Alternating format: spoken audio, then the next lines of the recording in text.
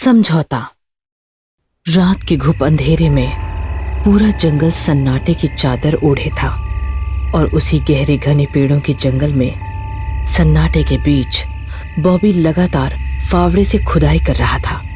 कुछ देर के लिए रुकता और घबराई नजरों से पास रखे खून से लथपथ शरीर को देखता और फिर से खुदाई में लग जाता।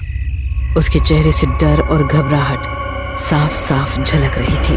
गड्ढा पूरा खोद बॉबी ने जैसे ही शरीर को हाथ लगाया वो एकाएक छटपटाने लगा।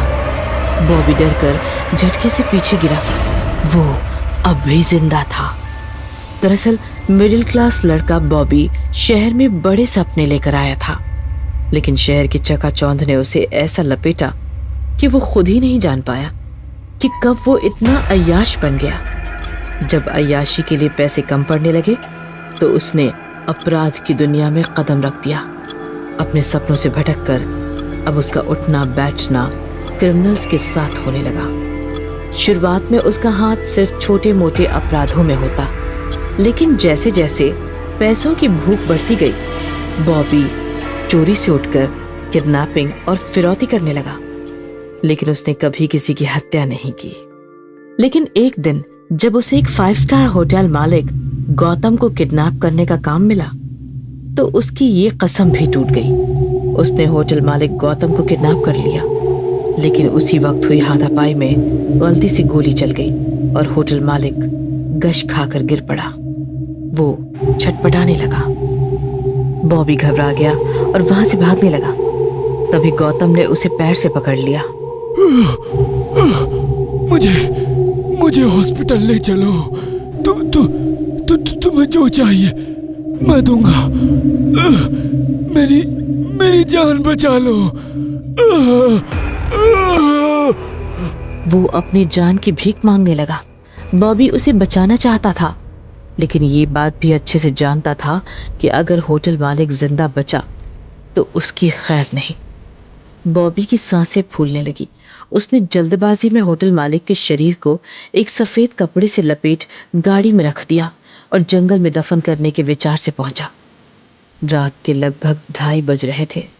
पसीने से तरबतर बॉबी पूरा गड्ढा खोद चुका था और चारों तरफ पसरे सन्नाटे में अचानक से कभी कभी छटपटाता शरीर किसी की भी जान हलक तक लाने के लिए काफी था। उसमें अब भी जान बाकी थी।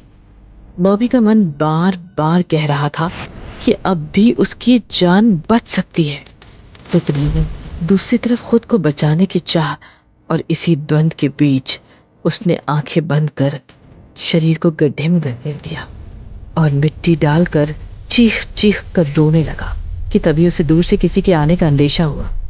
लेकिन रात के घने अंधेरे में साफ साफ देख पाना संभव नहीं था। बॉबी ने पास रखे टॉर्च को जलाया और आसपास देखने लगा। कौन है? लेकिन कोई नहीं दिखा कि तभी अचानक उसके सामने किसी अघोरी सा दिखने वाला व्यक्ति सामने आ गया। उसके पूरे शरीर पर सफेद भस्म थी और उसके सिर पर ठीक चोटी वाली जगह पर एक बड़ी कील गड़ी हुई थी जिससे लगातार खून बह रहा था। उसका ऐसा भयावह रूप देखकर बॉबी चीख पड़ा कि तभी अघोरी गौतम की दफनाई लाश की तरफ देखकर बोला, डरो मत, मेरा स्वार्थ मुर्दों से है, जिंदा इंसान से नहीं। और वो हंसने लगा। उसकी शैतानी मुस्कुराहट से बॉबी सहम गया और भागने लगा। बॉबी अंधाधुंध भाग रहा था, लेकिन अघोरी की शैतानी हंसी उसका पीछा नहीं छोड़ रही थी।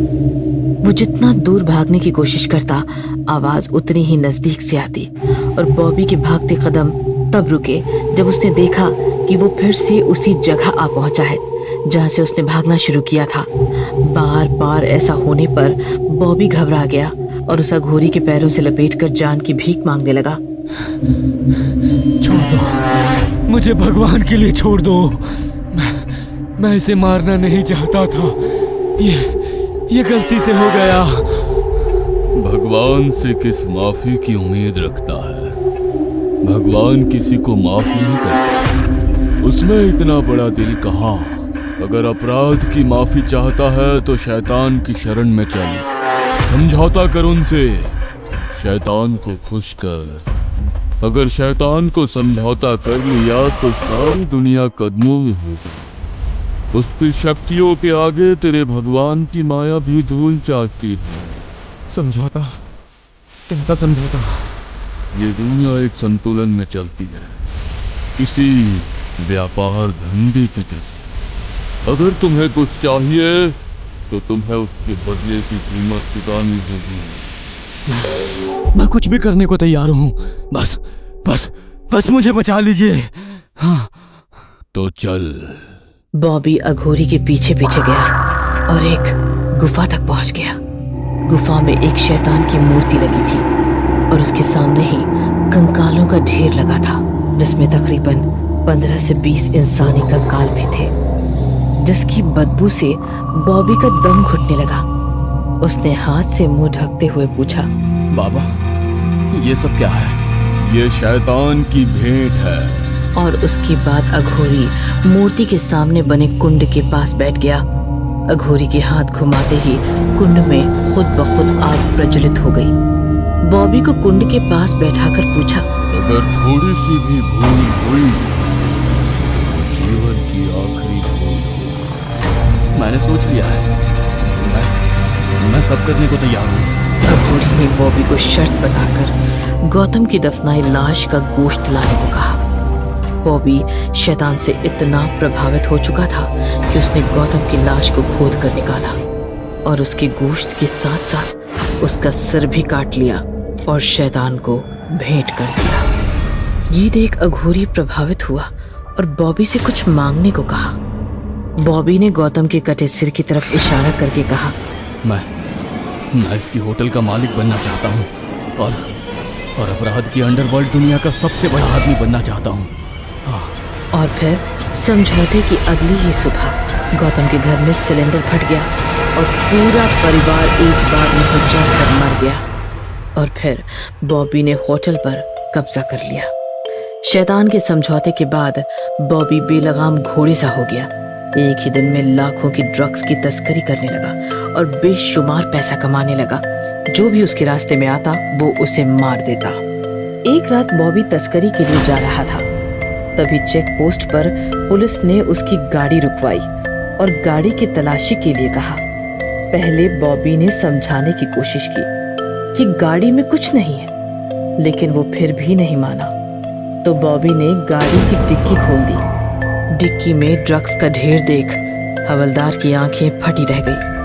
हवलदार बाकी पुलिस वालों को इत्तला करने के लिए मुड़ा तो बॉबी ठीक उसके पीछे खड़ा था और देखते ही देखते उसका रूप बदलने लगा। उसके सींग निकल आए और चेहरा लाल हो गया।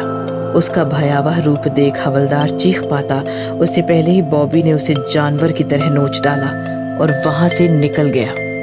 इसी तरह एक एक करके उसने अपने खिलाफ के सभी लोगों को मार डाला।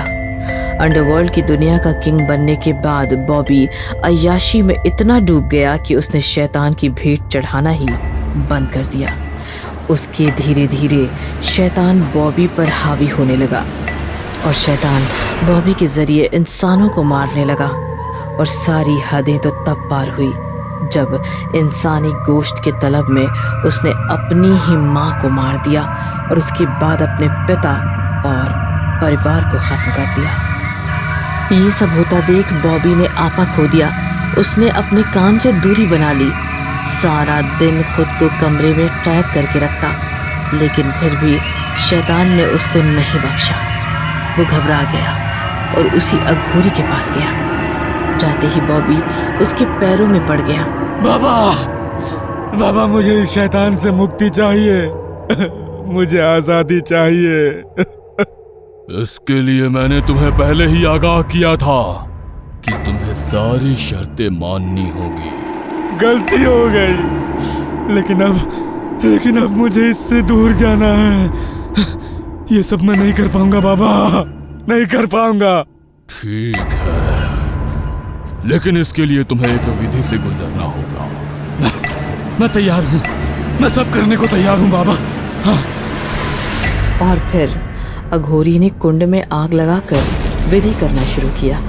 विधि करते करते अघोरी ने बॉबी के सिर को काले कपड़े से ढक दिया और कहा, अपनी आंखें बंद रखना, जब तक मैं नहीं कहता आंखें नहीं खोलना, वरना विधि भंग हो जाएगी। फिर अघोरी बॉबी के चारों तरफ घूमने लगा और उसके पीछे जाकर ठीक चोटी वाली जगह पर एक बड़ी कील गाड़ दी। ये देख बॉबी जोर से चीखा। ये क्या किया तुमने मेरे साथ? आजादी, आजादी दी है तुमने मुझे। अब मेरी जगह तुम यहाँ कैद रहोगी। अब ये जंगल ही तेरा घर है।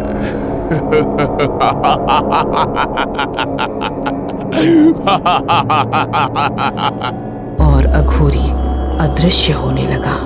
नहीं, नहीं, तुम ऐसा नहीं कर सकते मेरे साथ। रुको, कहाँ जा रहे हो तुम? रुको, रुको। अब इंतजार कर तेरे जैसे ही किसी अगले मुसाफिर का।